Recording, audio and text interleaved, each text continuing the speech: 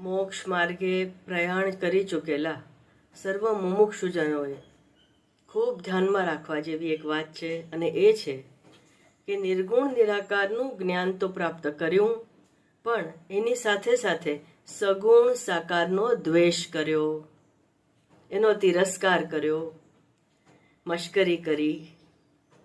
અને આ જ વસ્તુ, આ જ વિચાર, આ જ દ્વેષ ચિત્તશુદ્ધિનો બાધક બને છે. આ જ દ્વેષ પરમાત્મા પ્રાપ્તિમાં ખૂબ મોટું વિઘ્ન બને છે. જીવ બ્રહ્મ ઐક્યના જ્ઞાનમાં જો કોઈ મોટું વિઘ્ન હોય તો કોઈનો પણ દ્વેષ કરવો, સગુણ સ્વાકારનો અસ્વીકાર કરવો, આ જ મોટી ભૂલ થઈ છે. સર્વમ ખલ્વિદમ બ્રહ્મ, બધું જ એ પરમાત્મા છે, તો દ્વેષ કોનો, રાગ કોનો? તો આ વસ્તુનું ધ્યાન